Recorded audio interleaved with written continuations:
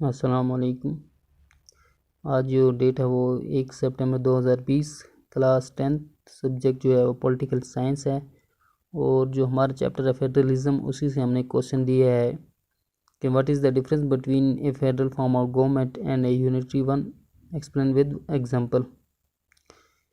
जो डिफरेंस है federal form of government में और यूनिटरी में क्या है, वो हमें एक एग्जांपल के साथ बताना है कि फेडरल फॉर्म ऑफ गवर्नमेंट क्या है और यूनिटरी वन क्या है।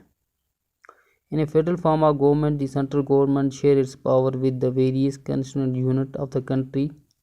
For example, in India, power is divided between government at the center and the various state government. जो फेडरल फॉर्म ऑफ गवर्नमेंट है, जो सेंटर गवर्नमेंट होती है वो शेयर करती है अपने पावर जो दूसरे कानूनी यूनिट होते हैं मुल्क के, उसके उनके दरमियान अपने पावर जो शेयर करती है। जैसे हिंदुस्तान में जो पावर है वो तकसीम होते हैं। जो गवर्नमेंट होती है सेंटर में, यूनियन गवर्नमेंट होती है, और जो गवर्नमेंट होती हैं स्टेट में, आपस में वो पावर शेयर करते हैं। जो सेंट्रल गवर्नमेंट के अपने पावर होते हैं और जो स्टेट गवर्नमेंट होती है उनके अपने पावर होते हैं। कुछ अख्तियारात सेंट्रल गवर्नमेंट के पास रहते हैं जिनमें स्टेट गवर्नमेंट इंटरफेयर नहीं कर पाती, और कुछ स्टेट के पावर होते हैं जिनमें सेंट्रल गवर्नमेंट इंटरफेयर नहीं कर रही। लेकिन जो इन यूनिटरी फॉर्म ऑफ गवर्नमेंट में all the power is exercise by only one government.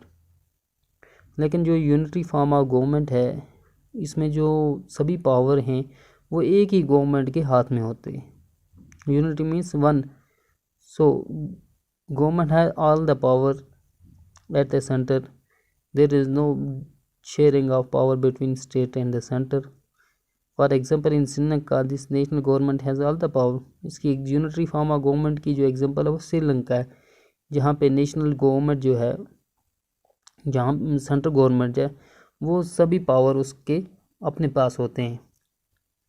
Federal government में और यूनिटरी में ये डिफरेंस है कि जो फेडरल गवर्नमेंट होती है उसमें जो पावर है सेंटर और स्टेट के बीच में शेयर होते हैं। यानी स्टेट गवर्नमेंट को भी कुछ इख्तियारात होते हैं पावर के, उनका अपना सीएम होता है, और सेंटर में जो है प्राइम मिनिस्टर होता है, तो वो कुछ पावर वो एंजॉय कर रहे होते हैं, और स्टेट में भी कुछ पावर स्टेट गवर्नमेंट एंजॉय करती है। लेकिन जो यूनिटरी फॉर्म ऑफ गवर्नमेंट है उसमें क्या होता है कि जो पावर हैं, सभी पावर्स वो एक ही शख्स के हाथ में होते हैं, या जो वहाँ प्रेसिडेंट हो या प्राइम मिनिस्टर हो, तो वो सभी पावर उसके हाथ में होते हैं। जैसे श्रीलंका है जहाँ पे नेशनल गवर्नमेंट है, जो सभी पावर उसके हाथ में है। वहाँ पे स्टेट गवर्नमेंट या सेंट्रल गवर्नमेंट का कोई कंसेप्ट नहीं है।